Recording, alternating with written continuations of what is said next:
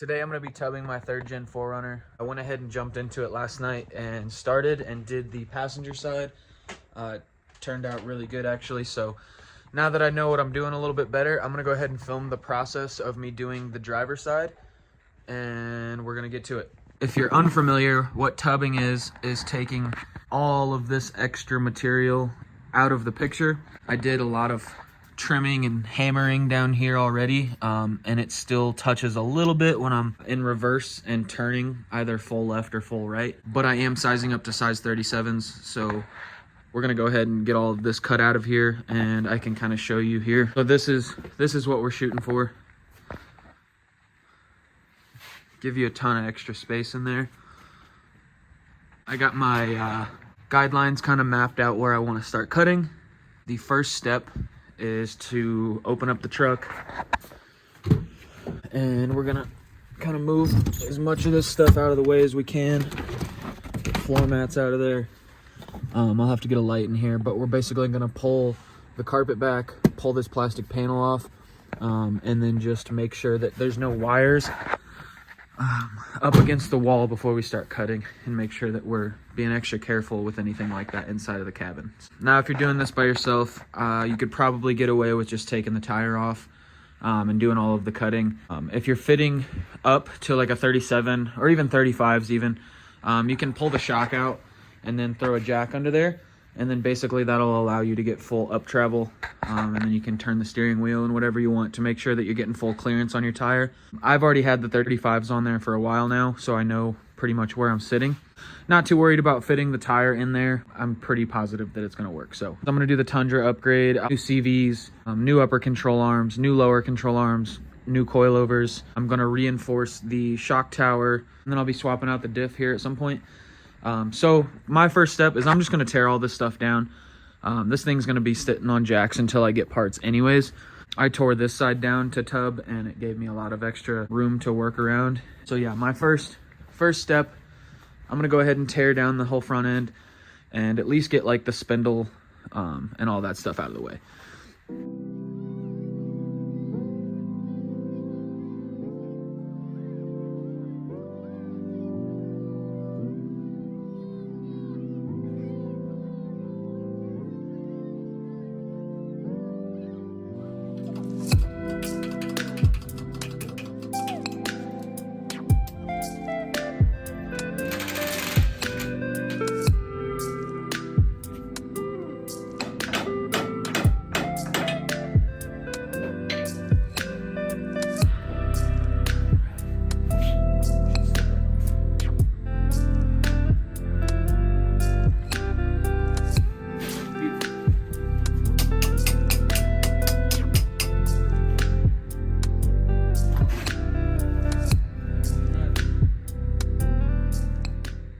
Go ahead and do a quick cleanup and just kind of get all this crap off the floor, and then I will move on to the cutting. All right, first thing, you can see a bunch of wires. I have all this pod lights and everything kind of stuffed in there. I'm gonna go ahead and take this panel off and then move all the wires out of the way. So we have all of this factory wiring as well as aftermarket. Pretty much just have to pull all of this away from the firewall as best possible. Got most of it pulled away from the wall. It's pretty much what we're gonna be cutting is this whole corner. The trouble spot are these guys, and these are factory wiring harness. It's all tucked pretty close up against the wall. What I've found that helped me on the other side, just take a large socket, and you're kind of able to pull the wires back and then tuck the socket in there, and that's gonna give you at least an inch or two when you have your angle grinder blade poking through the firewall. This will keep the wires a decent distance away from your cutting wheel. So let me get that stuff in there. Kind of hard to see. Pretty much start slow and just kind of watch my cut all the way through. Make sure I don't cut any of these bottom wires either. This is the hardest part of the job, is just kind of keeping everything intact and not cutting wires. I'm gonna start from the top where there's no wires behind the firewall. That way I can basically cut chunks out at a time and see inside, you know, what I'm cutting into, versus starting just random and sticking the blade in and maybe hitting a wire on accident. Yeah, we're gonna start at the top, work our way down.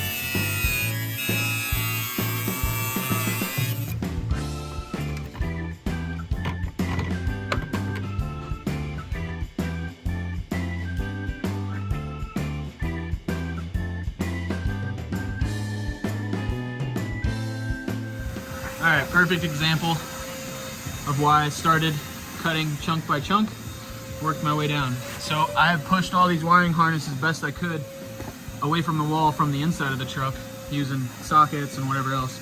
I was working my way down and I noticed this one was pretty close.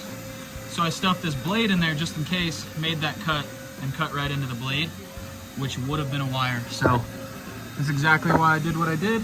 Worked for me. So I definitely recommend taking your time and just chunk by chunk and being very careful unless you feel like taking all of this wiring harness off of the body.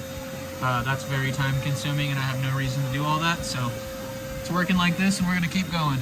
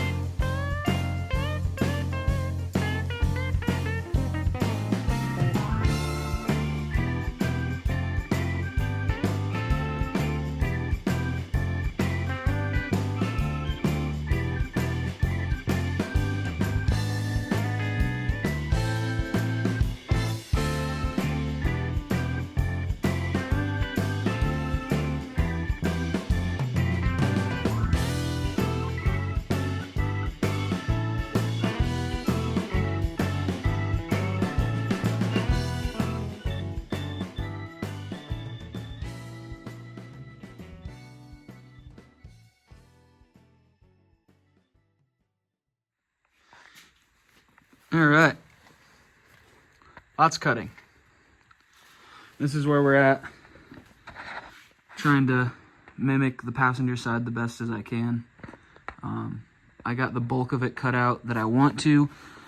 I need to now go back over it with like a flap disc and pretty much just clean all of these edges as well as sink this layer of the body in so this whole panel is flush when I'm done. And then I'm gonna clean up all of this like flame retardant stuff off of the wheel well and, you know, obviously grind around the whole outer surface so I can get a nice weld in there. But yeah, this is what it looks like. After about an hour of cutting, maybe two, I had to run to Home Depot. I ran out of cutting wheels, so we're getting there though.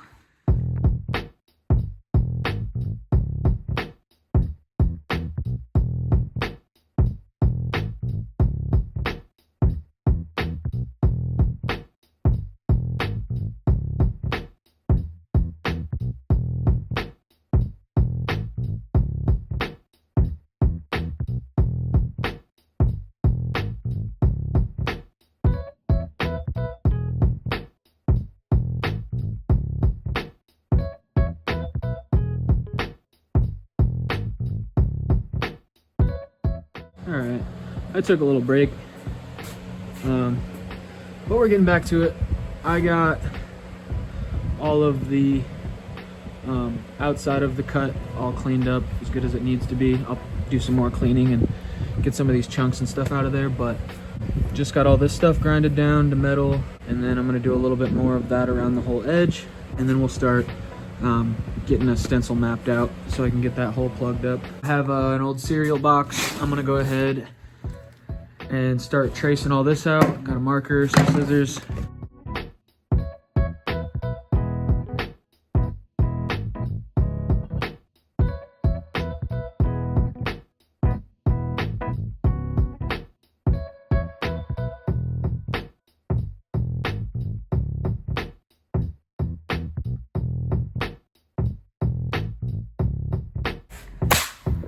Gotta cut that out. Got my cut out. I'm gonna go ahead and stuff it into place and tack it in, and then we'll start welding all the way around.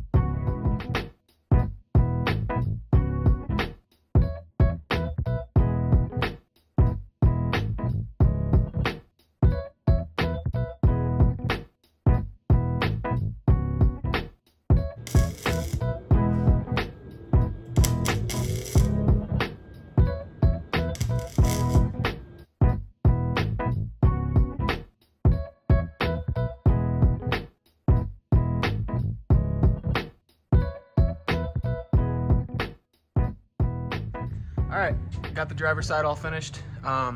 Did a bunch of welding last night and then came out this morning and kind of finished everything up. It turned out pretty good. It was definitely a lot more work than the passenger side for whatever reason. I guess beginner's luck. I got the passenger side all in there with one panel.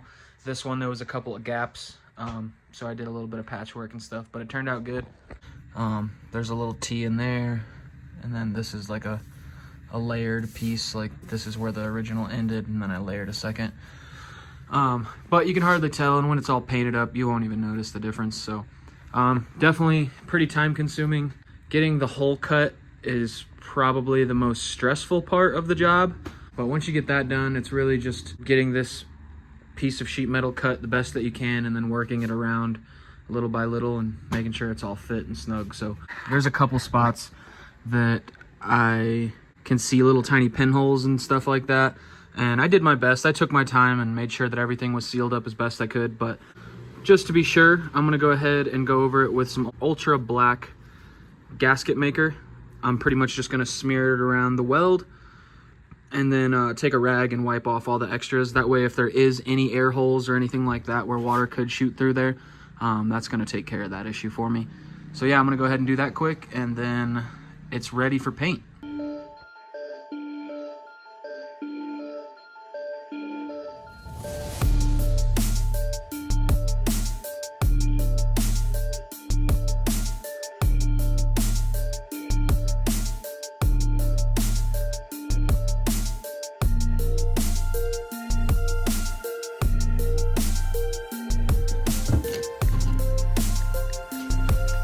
So I'm going to use some Rust-Oleum flat black.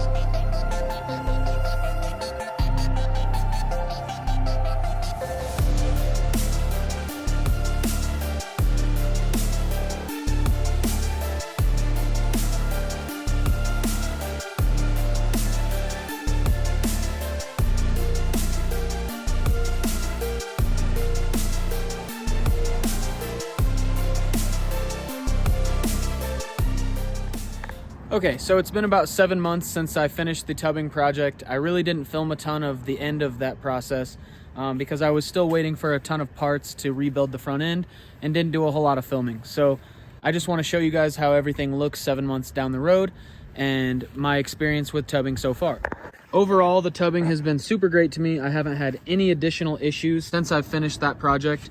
There's essentially zero tire rub. I am on the 37s. On pavement, I can turn full left and full right, and I still have about 2 inches of clearance. There's a little bit of rubbing up top, which is a fixable issue. I just haven't jumped into that process yet. One day we'll go ahead and cut this out and tub it if I feel like it. It's really not an issue. It's a smooth surface, and it rarely touches up there. So aside from that, all of the welds and seams have been holding up great. I haven't gotten any kind of water or moisture inside of the cab. I no longer damage my tires from turning and hitting any of these sharp surfaces, so that's been a huge plus. Overall, I'm super happy with how the tub turned out. I'm gonna go ahead and film a couple videos of just how everything looks and sitting now.